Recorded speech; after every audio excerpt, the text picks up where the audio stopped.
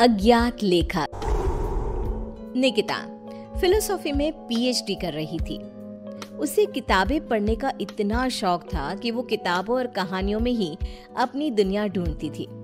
निकिता जब ग्रेजुएशन में थी तो उसने एक किताब पढ़ी थी, वर्ड्स नॉट सेड। तब से ही उसे उस राइटर से एक अटैचमेंट सी हो गई थी। उसने राइटर का नाम पता करने की बहुत कोशिश की पर कुछ पता ही नहीं चला। एक दिन वो अपनी फ्रेंड से कहती है, कितने दिन हो गए, आज तक मैं उस राइटर के बारे में कुछ पता नहीं लगा सकी।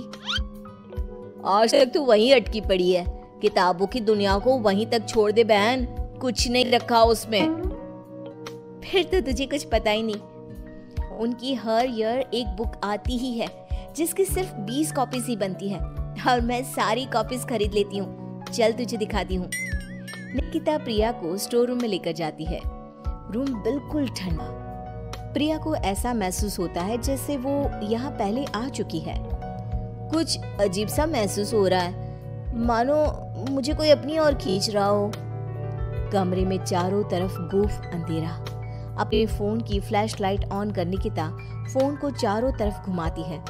हर तरफ बस उस अज्ञात राइटर की ही किताबें थी।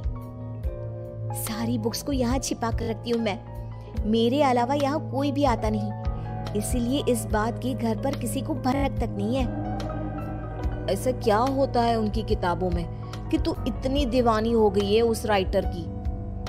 निकिता वहीं अपने पास के सेफ से एक बुक उठाती है। उसकी धूल झटकती हुई उसका पहला पन्ना पढ़ना शुरू करती है। ठंडे बंद कमरे में टॉर्च की एक सीधी रोशनी के उजाले में वो दोनों मेरी लिखी किताबें पढ़ रही थी। तभी उसकी सहेली को अपने कंधे पर किसी का हाथ महसूस होता है। ओह, ओह! क्या हुआ प्रिया, तू चीखी क्यों? मुझे ऐसा लगा किसी ने मेरे कंधे पर अपना हाथ रखा हो। निकिता रुक तो, मैं देखती हूँ। निकिता हर तरफ लाइट दिखाती है पर वहाँ पर कोई नहीं होता। देख तो, कहाँ कोई है यहाँ? छोड़, तू कहानी सुन। फिर उसे लगता है मानो एक भारी सा हाथ उसके सर को सहलाता है। क्या फालतू किताब है, बंद कर इसे, मैं घर जा रही हूँ। दोनों कमरे से बाहर आ जाते हैं। क्या हुआ यार, तू ऐसे अचानक बाहर क्यों आ गई? अरे कैसी किताब है यार प्रिया, तू जो कुछ भी पढ़ रही थी सब वैसा ही हो रहा था। अब समझ में आया तू खोई खोई सी क्यों रहने लगी है। एक मिनट, क्या वो राइटर मुझे भी जानता है? मेरे बारे में और क्या क्या लिखा है उसमें? मुझे वो किताब दे, मैं घर जा रही हूँ, वहीं पढ़ूंगी। मुझे जानना है कि फिर मेरे साथ क्या होगा। निकिता के लाख मना करने के बाद भी प्रिया एक बुक लेकर चली जाती है और उसी दिन से उसका नंबर ऑफ आने लगता है। अगली सुबह निकिता को अपने घर के गेट पर ही वही बुक एक एनवेलप में रैप्ड मिलता है। एक हफ्ते तक प्रिया की कोई खबर नहीं मिलती। निकिता किताब का पन्ना पलटती है जहां प्रिया के गायब होने के बाद टू बी कंटिन्यूड लिखा था। अब मैं नेक्स्ट पार्ट का वेट नहीं कर सकती। प्रिया मेरे कारण ही गुमशुदा हुई है, पर मैं क्या करूं? निकिता एनवेलप में आज बुक को खोलती है जिसमें एक एड्रेस होता है, एक ऐसी जगह जिसका नाम गूगल पर भी मौजूद नहीं था। पर निकिता बस पकड़कर निकल पड़ती है। पालन खेत। ये तो वही जगह है। मंजिल ने राही को ढूंढ ही लिया। निकिता जैसे ही बस से उतरती है, बस गायब हो जाती है। लगता है ये बस मुझे यहाँ लाने के लिए ही आई थी। निकिता रोड से जंगल की ओर बढ़ती है।